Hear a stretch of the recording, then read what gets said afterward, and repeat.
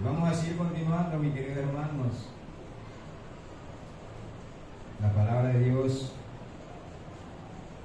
el Señor nos sigue incluyendo, nos sigue enseñando y a seguir aprendiendo más. Vamos a irnos al libro de Marcos, capítulo 9, versículo del Marcos 9, del 30 en adelante, ¿no?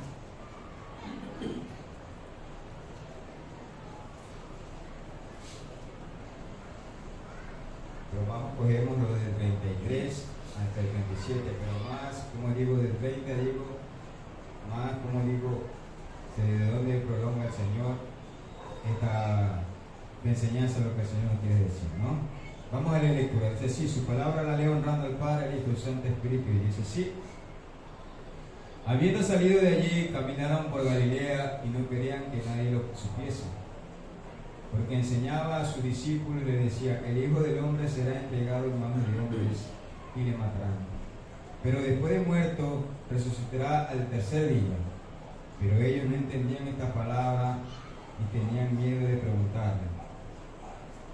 Dice en el 33: y llegó a Capernaum, y cuando estuvo en casa les preguntó: ¿qué disputabas entre vosotros en el camino? Mas ellos callaron, porque en el camino habían disputado entre sí quién había de ser el mayor. Entonces él se sentó y llamó a las 12 y les dijo: si alguno quiere ser el primero, será el postrero de todos y el servidor de todos. Y tomó un niño y lo puso en medio de ellos, y tomando en sus brazos le dijo: el que recibe en mi nombre a un niño como este, me recibe a mí. Y el que a mí me recibe, y no recibe a mí, sino al que me envió. Vamos a elevar una oración. Padre, en el nombre de Jesús, bendito Dios Todopoderoso, Señor.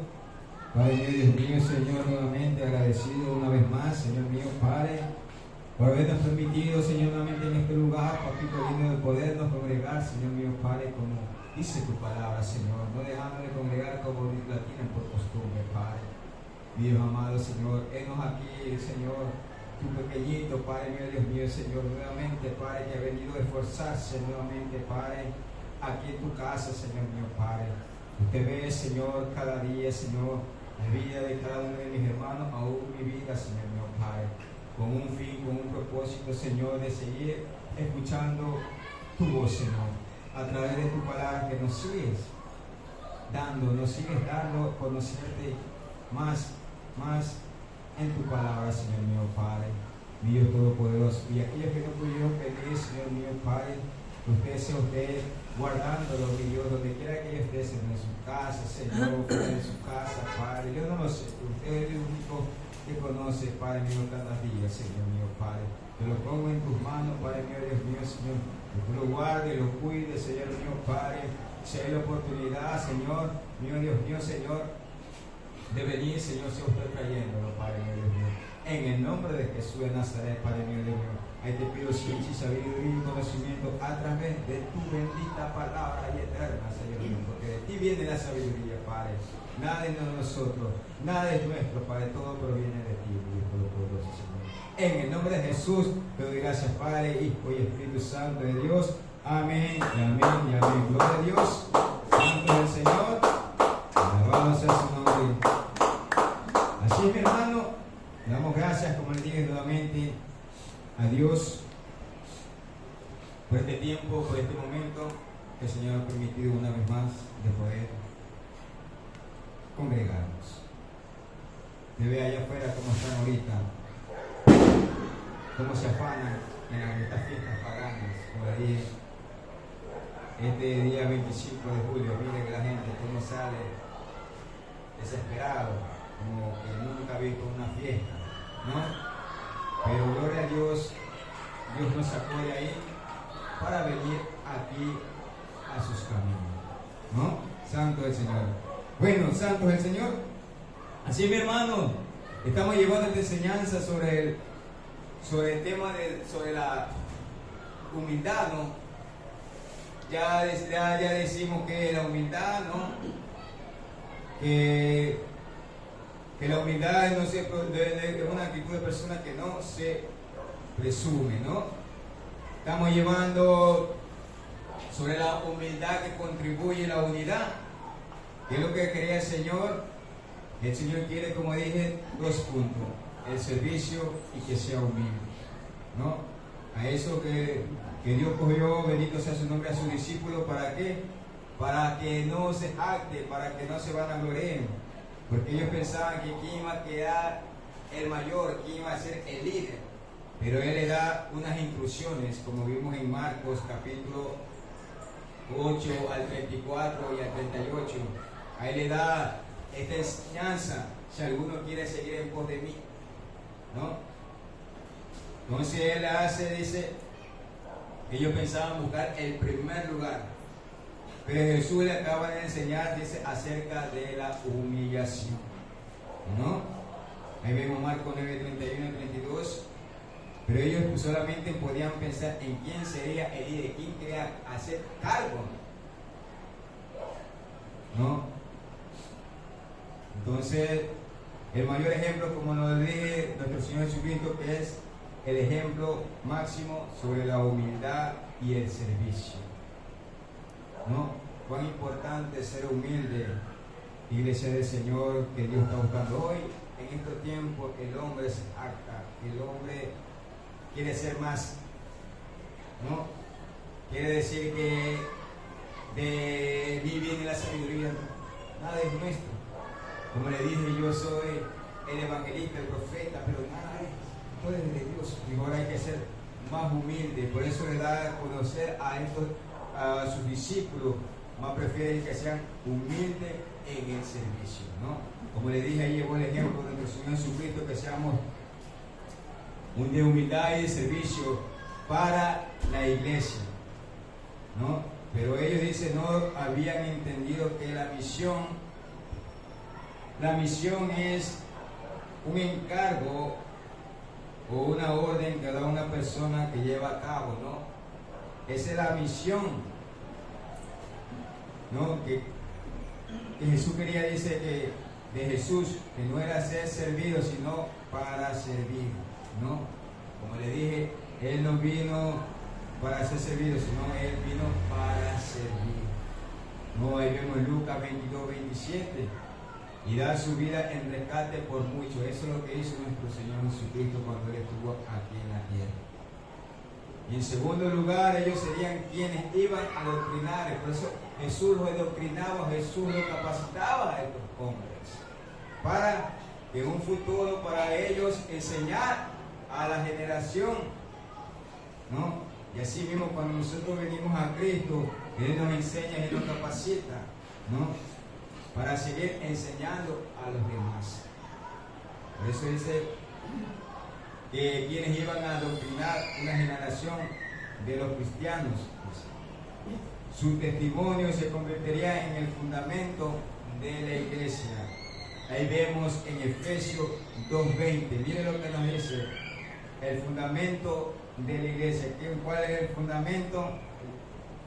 Él nos habla en Efesios 2:20, iglesia del Señor.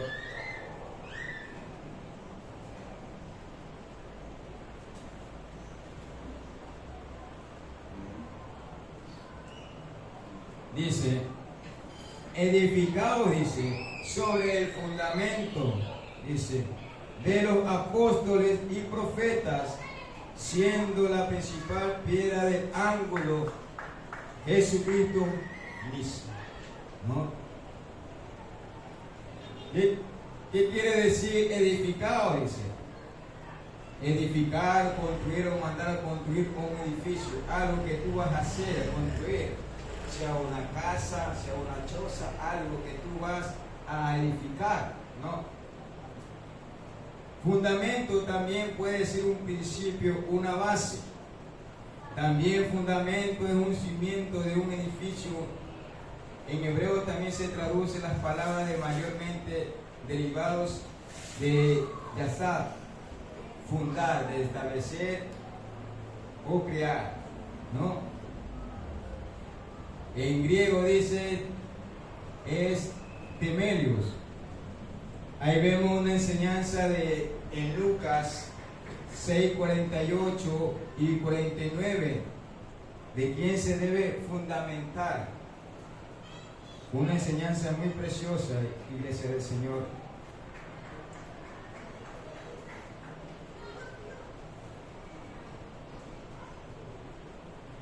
Lucas, vamos a ir por parte, iglesia del Señor.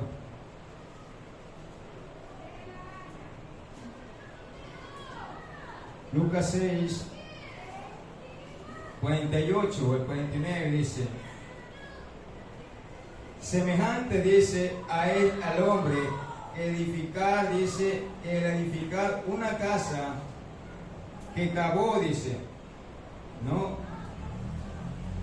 Cavó, algo de cavar, algo en la tierra, ¿no? Dice, que cavó, dice, y ahondó, que quiere decir también ahondó, dice, hacer más hondo o profundo, o sea, el hueco el que usted está cavando, ¿no? Dice, y puso el fundamento, sea la base, sea, qué sé yo, donde usted va a fundar, sea una roca, una tierra o una arena, lo que usted va a hacer ahí, lo que va usted a construir. Dice, fundamento sobre la roca, y cuando vino una inundación, el río no dio con ímpetu, o sea, movimientos fuertes, o sea, vientos fuertes, acelerado o violento. Eso quiere decir ímpetu, dice, contra aquella casa, pero no la pudo mover porque estaba fundada sobre la roca. Mas el que oyó y no hizo semejante es al hombre que edificó su casa y sobre tierra sin fundamento, contra la cual el río dio con ímpetu y luego cayó, y fue grande la ruina de aquella casa. ¿No? Ruina, de arruinar, causar ruina, destruir, causar grave daño. ¿No? ¿Por qué? Por no haber hecho lo que el Señor decía. ¿No? Por eso Dios nos compara, dice en Lucas 6, 48, 49, dice, nos compara, dice, la vida de aquellos que escuchan y practican las enseñanzas. Esta es la enseñanza de Dios. Los que obedecen la palabra de Dios, los que se instruyen, los que andan en santidad y obediencia, santo el Señor, dice, compara la vida de aquellos que escuchan y practican las enseñanzas de Jesús con la de alguien que construye una casa y sobre la roca sólida, y la vida de aquellos que solo escuchan pero no obedecen, dice, de alguien que construye sobre la tierra. La obediencia es, dice, es la enseñanza de Jesús, proporciona una base firme ante las dificultades, mientras que le falta la obediencia lleva su ruina, ¿no? Por eso no está fomentada en la roca. Donde fomentó, en la tierra, o en la arena. Por eso se arruinó, se destruyó la casa, porque no estuvo fundamentada en la roca, iglesia del Señor. La roca, dice, representa la enseñanza de Jesús. Ahí vemos en Mateo 7, 24, 25. Mire lo que nos dice en Mateo 7, 24, 25.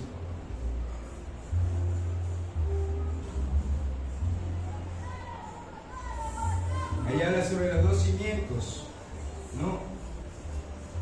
Por eso le dice, cualquiera pues que me oye estas palabras y las hace, le compararé, dice, a un hombre ¿qué?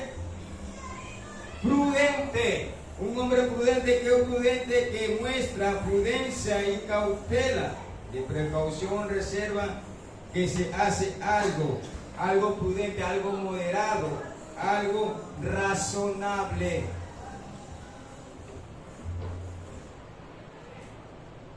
¿No? Un hombre prudente que edificó su casa sobre la roca. ¿No?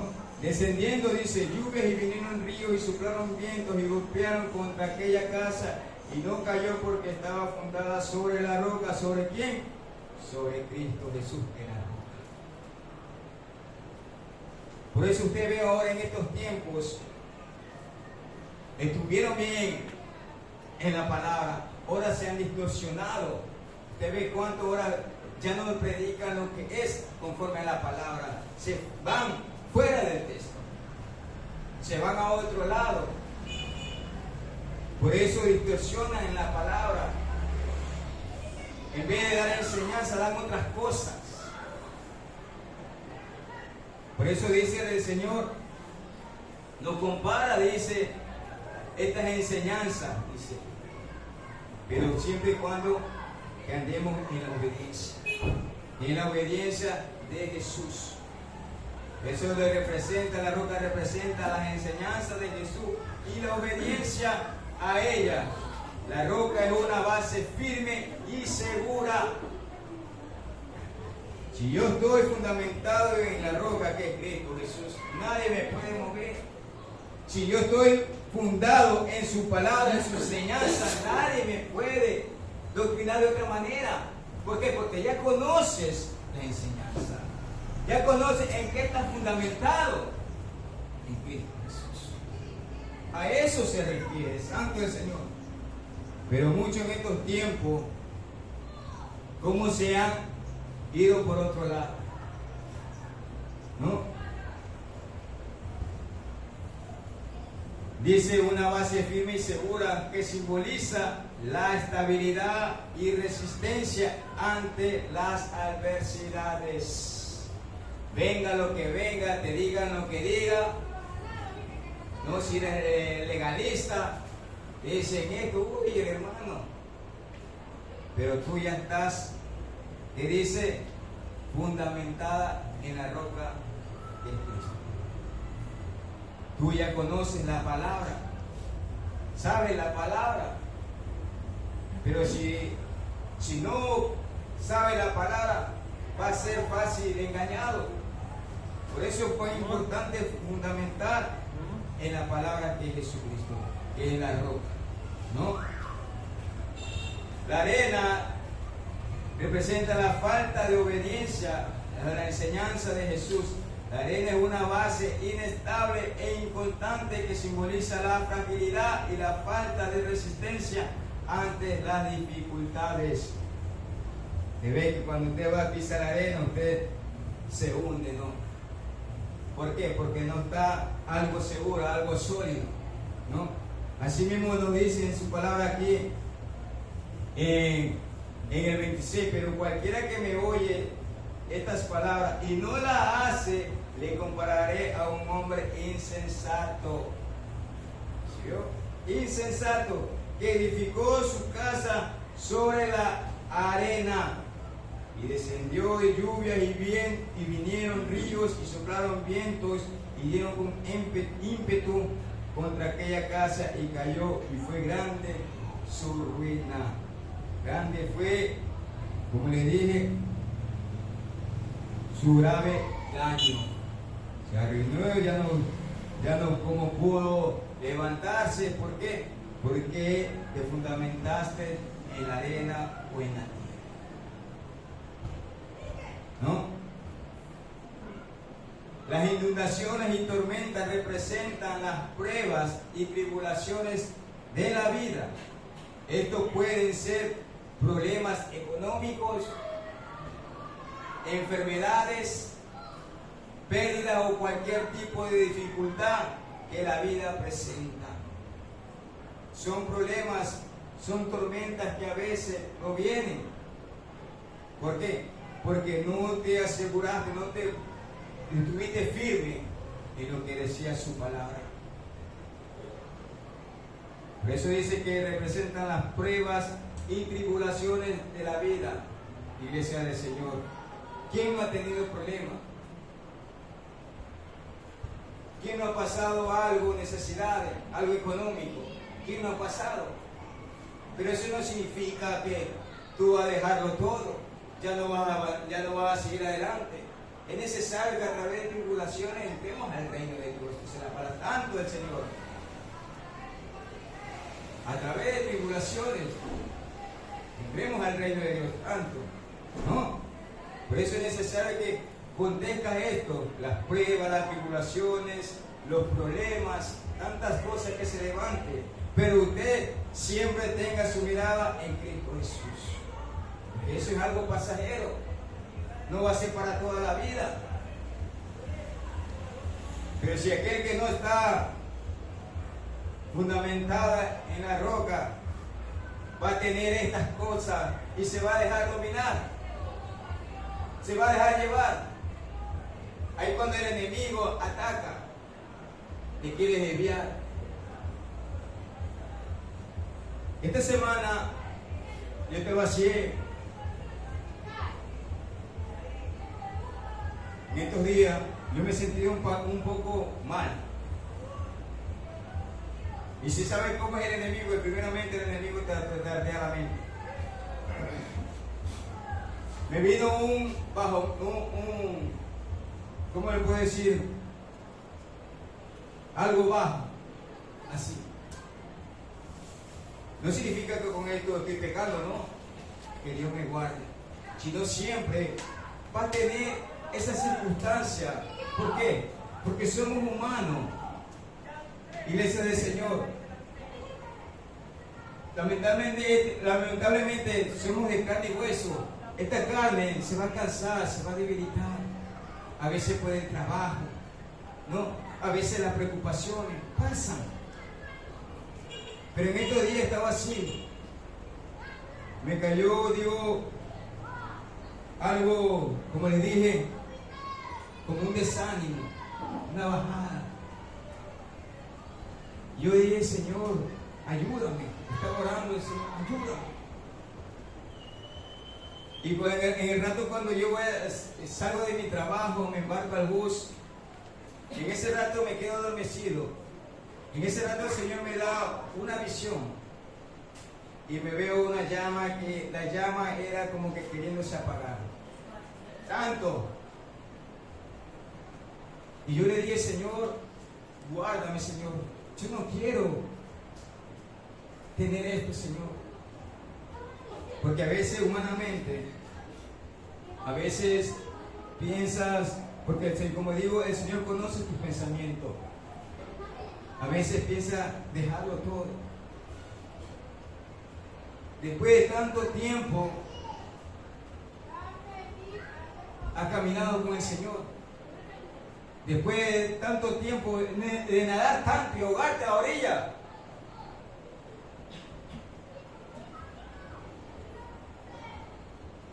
Y yo me puse, Señor, me puse a orar.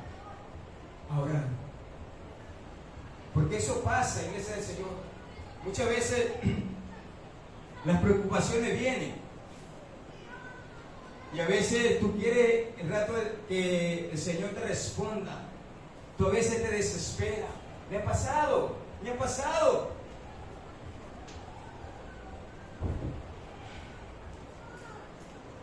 Por eso, iglesia del Señor, no deja que esto te domine.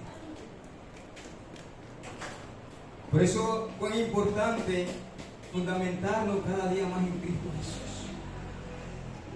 Vengan los problemas, venga lo financiero, como le dije, lo económico, la salud, la enfermedad. Pero eso no significa que te vas a decaer. Eso no significa que ya vas a dejarlo todo, no, iglesia del Señor. Hay que seguir avanzando. Entonces yo me puse a orar, como les dije, Señor, yo no me quiero alejar de ti. Señor, ayúdame, yo le decía tanto. Porque sin ti nada puedo hacer. Me ha pasado. Y eso es, yo me imagino que también usted ha pasado eso. Y eso, mire, yo que le sigo de arriba abajo. Pero ahí está. Tiene que ser uno procesado. Por eso, como les dije, las inundaciones y tormentas representan las pruebas, dice, y tribulaciones de la vida, ¿no? Esto puede ser los problemas, como les dije, económicos, enfermedades o pérdidas, o cualquier tipo de dificultad que la vida presenta. Siempre se va a presentar estas cosas en la vida. Pero eso no significa que nos vamos a ahogar. Eso no significa que nos va a dejar vencer, sino seguir adelante. Entonces, esto quiere decir los dos cimientos, iglesia del Señor, esta enseñanza que nos hace ver en nuestro Señor Jesucristo, ¿no? Santo es el Señor. Sigamos, iglesia, estamos en Efesios 2.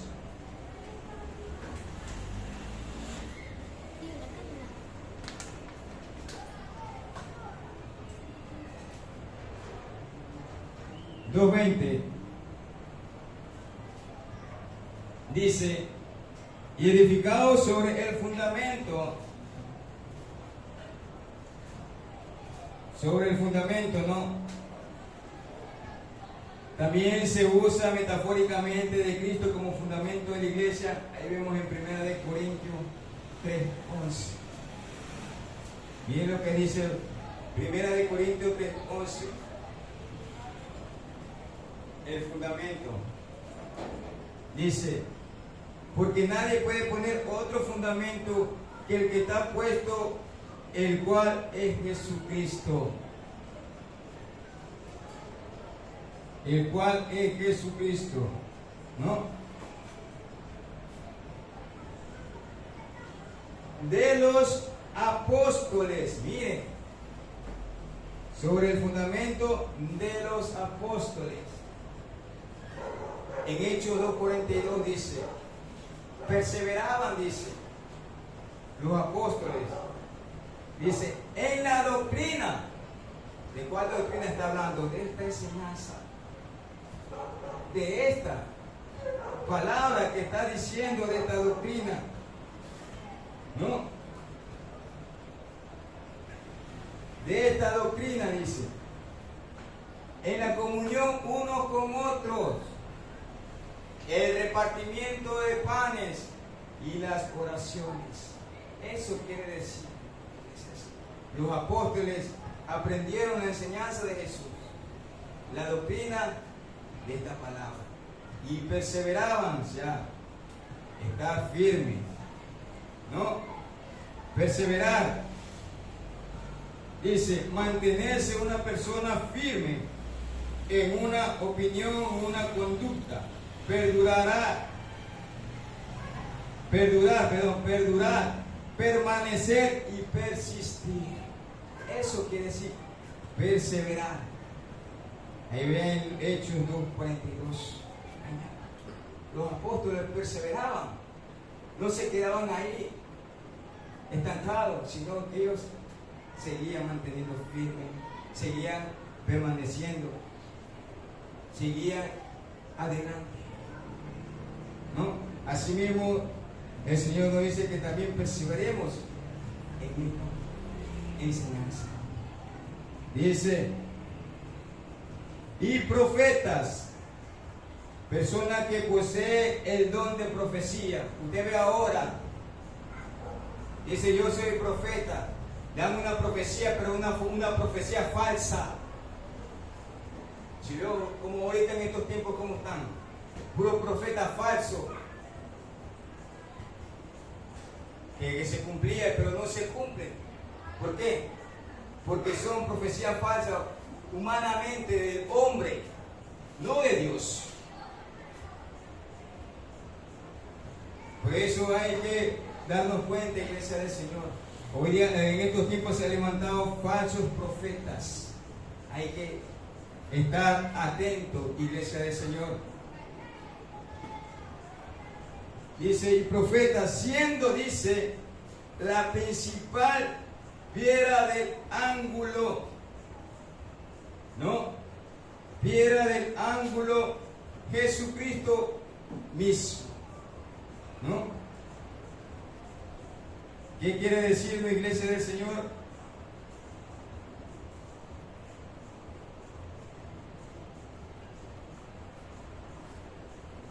Nuevamente nos enseña el Señor, dice, este pasaje nos enseña los puntos importantes sobre la iglesia del nuevo pacto, que Jesús es la piedra viva y que fue rechazada. Y vemos 1 de Pedro 2:4.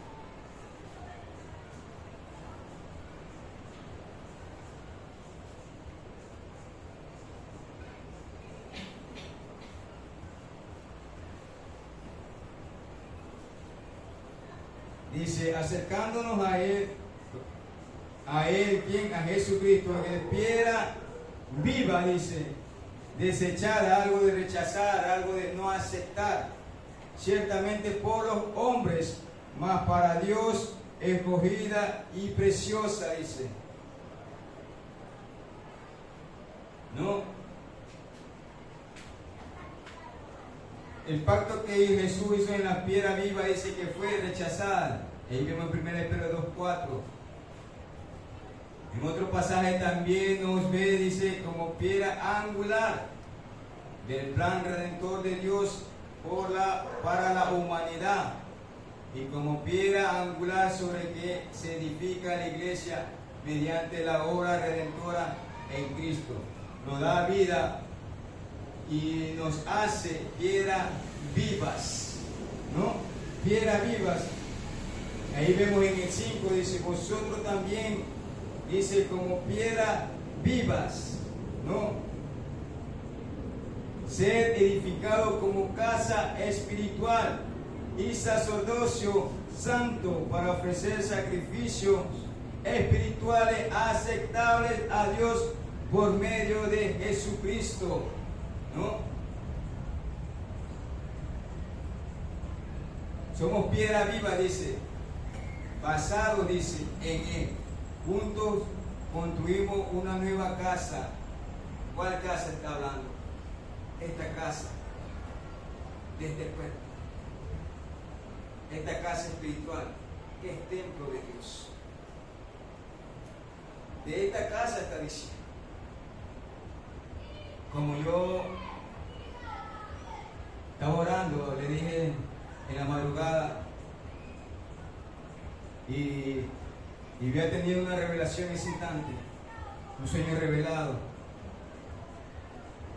y estaba con mi tío, yo conversaba con él, yo sentía una presencia bella, hermoso, santo, sentí una presencia, y cuando estas palabras pues, supe decir, mi casa y yo serviremos a Jehová, santo el Señor, mi casa y yo serviremos a Jehová. Y eso me llevó a José 24:15. Entonces yo le compartí esta experiencia de lo que me había pasado, este sueño revelado que el Señor me dio. Le dije a mi pastor, y me supo decir, la casa es pura. Esta es la casa. Este cuerpo. Casa espiritual. No la casa que usted ve aquí es algo físico. En la casa está hablando de este templo. Por eso dice casa espiritual, dice, ¿no?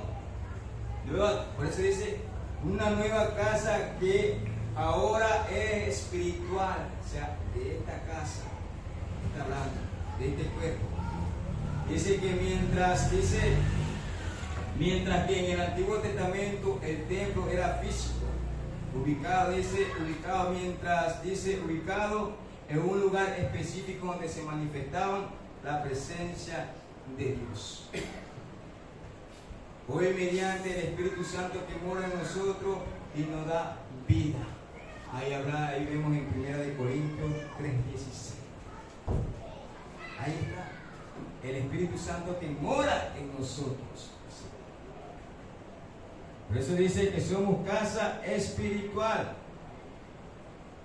Dice, y el Señor se manifiesta, dice, a través de nosotros, y la acción, dice, vivificante del Espíritu Santo en nosotros produce frutos que expresan en el carácter de Cristo y se manifiesta en la naturaleza de Dios que es amorosa, bondadosa, generosa, misericordiosa, justa.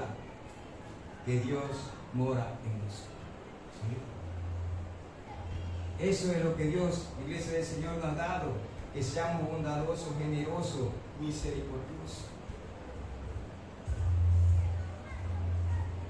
¿No? Santo es el Señor. Sigue diciendo, Iglesia del Señor, dice, vosotros también, como piedra viva, ser edificado como casa espiritual y sacerdocio. ¿Qué quiere decir sacerdocio? Dignidad y cargo de sacerdote, ¿no? Ahora somos sacerdocios santos para el Señor, ¿no?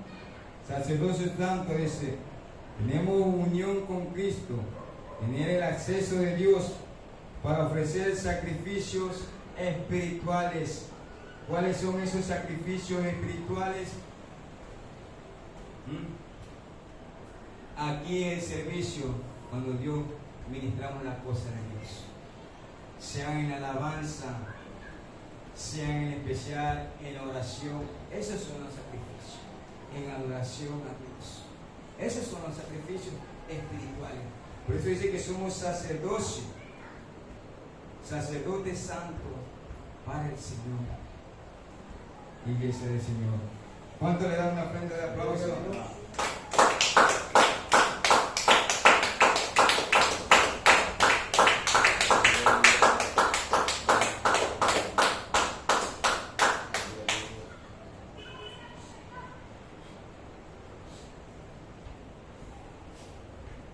En 1 de Pedro 2:5 dice, nos muestra, dice que los creyentes unidos a Cristo son como piedras vivas que construyen un templo espiritual donde pueden servir a Dios como sacerdotes, ofreciendo sacrificios espirituales que son aceptables a Dios gracias a la obra redentora de Jesucristo. Nos recuerda la importancia de trabajar juntos, de ser unidos en la fe. Eso es lo que Dios quiere, que seamos unidos en esa misma fe que nos da, aunque no es nuestra, es de Él, Iglesia del Señor. ¿No? Fe en Dios por medio de Jesucristo y nos esforzamos por aplicar nuestra vida cotidiana y lograr hacer la voluntad de Dios. Que esto siempre sea en nuestra vida, en nuestro vivir cada día, Iglesia del Señor. Que no dejemos a un lado a Dios, sino que sigamos creyendo cada día en Él, Iglesia del Señor. Santo mi Dios. Bendito sea su nombre. Entonces ya vimos, como le dije en Efesios 2:20,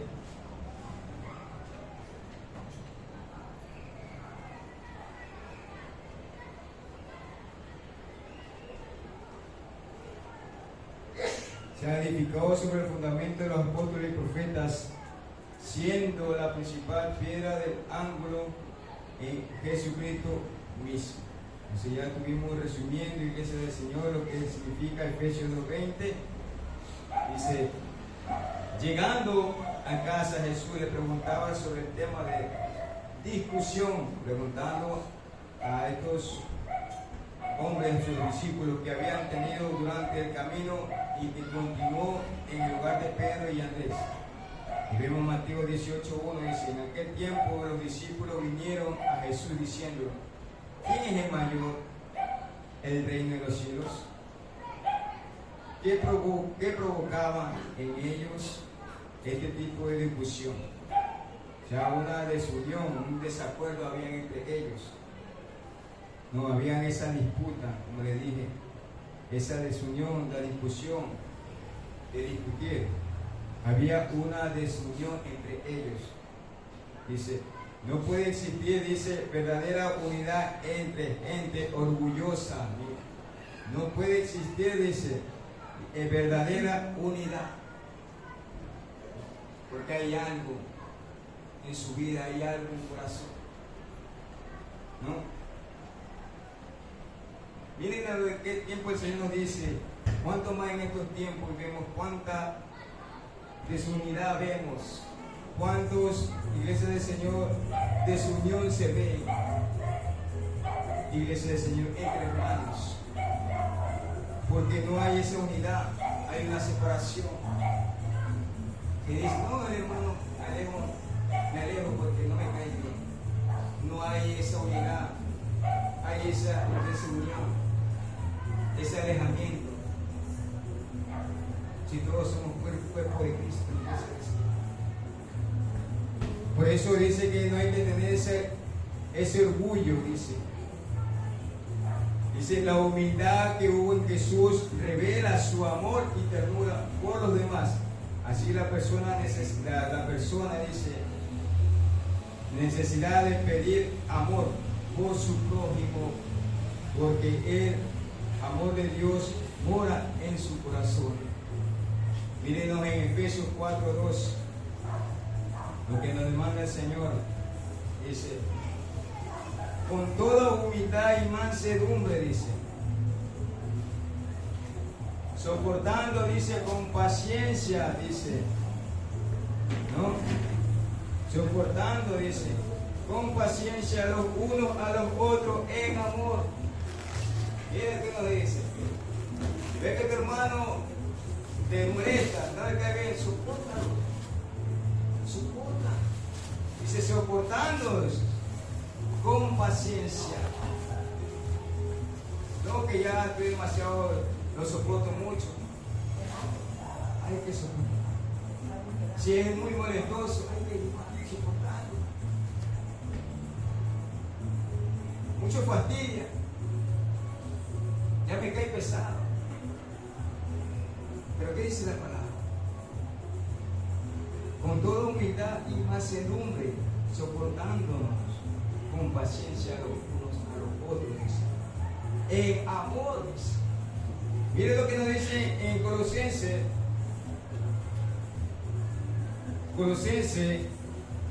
3:12-13.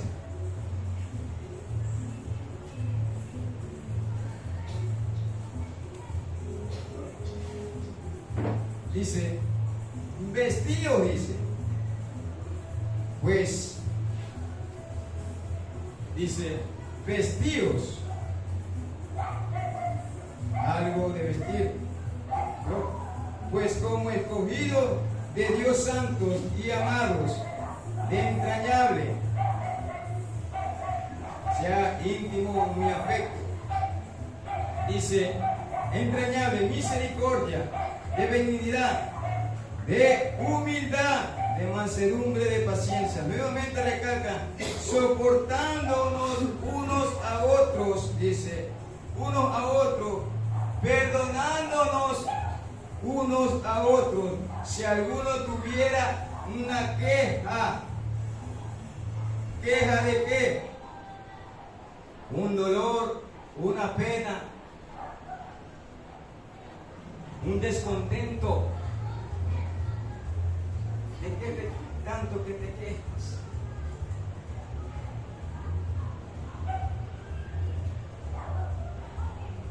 ¿De qué nos quejamos? Dice, perdonando unos a otros si alguno tuviera queja contra otro, dice. Como le dije, me fastidia el hermano, ya no lo soporto, ya no quiero ver. Como le dije, me cae pesado. Dice, ¿de qué te quejas? Dice, contra otro. Dice, de la manera que Cristo os perdonó, así también hacerlo vosotros. Y lo hagamos también. Si el hermano se portó mal,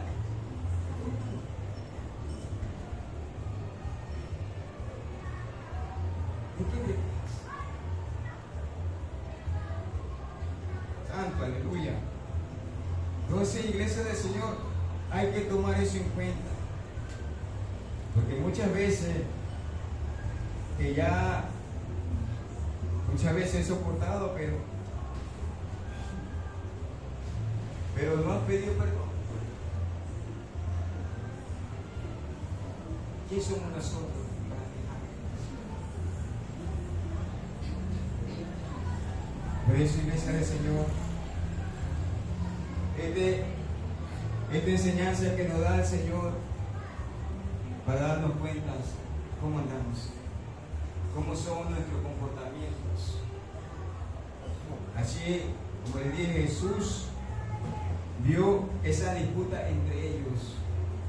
Había esa desunión, ese debate, esa disputa, esa discusión. ¿Por qué? Porque Él conoce los corazones.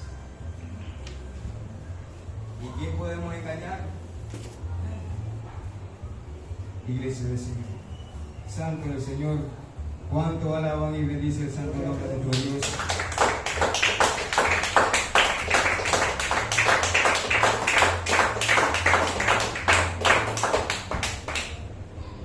Miren lo que nos dice en Romanos, como estoy conmigo, en Romanos 13:10. Perdón, Romanos 13:10, sí, está muy bien.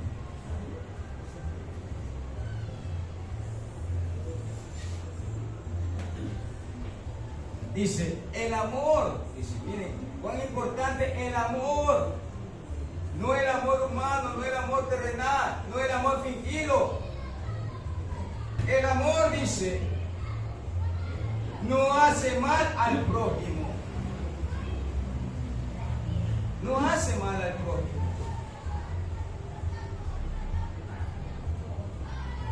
Dice, así que el cumplimiento de la ley es el amor.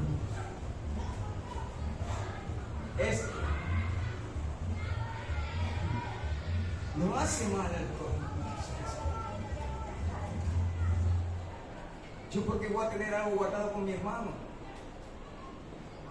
pero he sentido con mi hermano. No hay que guardar eso.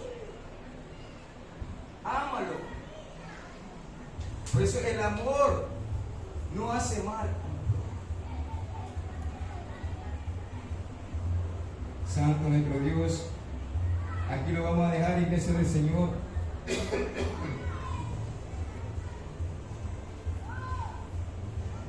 Bendito sea su nombre.